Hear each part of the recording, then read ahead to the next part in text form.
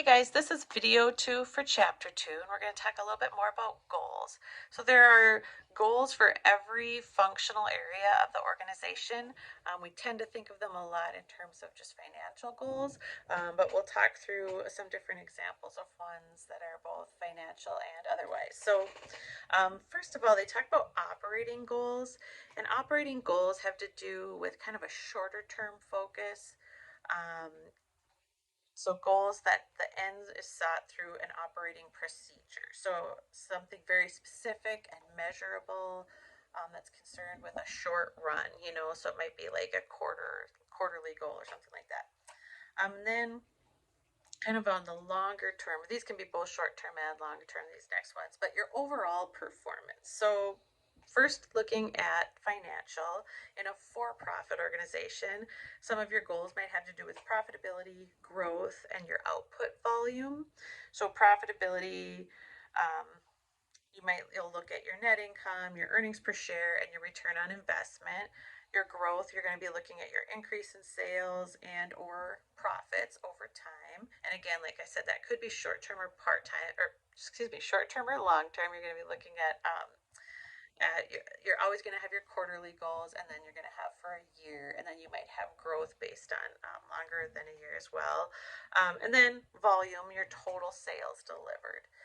For a nonprofit, we talked again about this in the last chapter, but you're not looking at profitability, but instead you're attempting to kind of specify a delivery of services to clients within specified levels. So that's a little bit less tangible.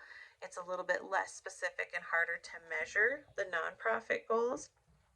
But you'll also have goals that have to do with your fiduciary of your or your fidelity, of your resources. So the violence prevention organization that I'm a co-coordinator on, Valley City Green Dot, we receive a grant. The CDC gives a grant to the Department of Health, and we receive it through there.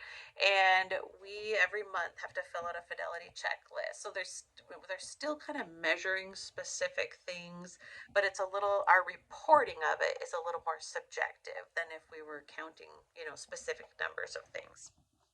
Okay, so we have goals pertaining to our resources, our resource acquisition. So our acquisition of our needed material and the financing of resources from our environment. We have goals related to our market. So like if our market share is increasing or decreasing, we have goals for increasing our market share. We have goals for our HR department, so employee development, training, promotion, safety, our growth of our employees. There's a lot of things that you can set goals for there. Productivity, remember we talked about efficiency and effectiveness in the last chapter, so productivity would be an efficiency type of a goal. So the amount of output that's achieved, and then the cost per unit of that output or of that production. We can have goals related to those aspects of productivity. Innovation and change, goals related to that. Internal flexibility, our readiness to change and adapt to unexpected things in the environment. Remember that external environment we talked about in the last video? That's constantly changing. You're not going to do that external assessment once in your company's lifespan. You're going to constantly be assessing what that is, and probably have people that's part of their job is to constantly know what is happening. So what is our readiness or our ability to adapt to change and to produce new services and products and processes?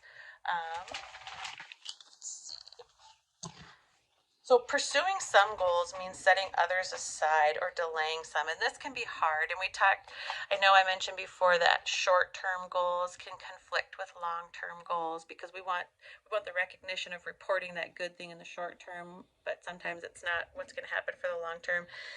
Sometimes, that having to set aside a goal might have to do with human resources. It might have to do with the actual raw materials not being available, or if you look at like what's happening now with the housing market, we're in a housing downturn again. It's harder to get materials, they're more expensive, people aren't buying as many houses because of the building costs. And so you might have to set aside some of your goals related to that and focus on some other ones. Again, adapting to that change.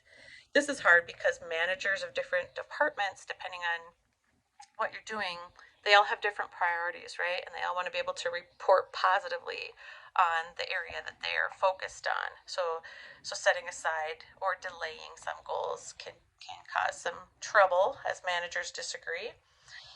In a hybrid organization, you mix your value systems and your behaviors, and that represent two different sectors of society, and so that can be challenging with goals, but it can also be kind of for the same reason, but it can also be an opportunity because whenever you're mixing different groups of people, you have different types of expertise, and then you have just different types of synergies that can be created. And then they talk in this part of the chapter about coalition management. It's an approach to conflict resolution where an alliance of people who support the manager's goals influence other people to accept and work toward them. And that can kind of be that synergy that I mentioned. So it's kind of like you're lobbying in-house for something to get done. And it's probably a lot like lobbying in the government where there's a little bit of, hey, you help us out on this project and we'll help you out on a project in the future. And then the last thing in this part of the chapter that they're talking about is the purpose of operating goals. So operating goals give employees a sense of direction. They know what they're doing. They know what their purpose is, and that's important for people as they want to have meaningful and enriching work. The operating goals set guidelines for employee behavior, and that can include just really general kind of workday kind of things, but also for ethics, and then for decision making, as they work through processes, and then operating goals provide a standard for the assessment. So within the goal, it has to be specific enough that you're able to measure that the goal was met. And so that's that standard for assessment. So that is it for video 2 in chapter 2. And in video 3, we're going to look at some frameworks for choosing strategy and design.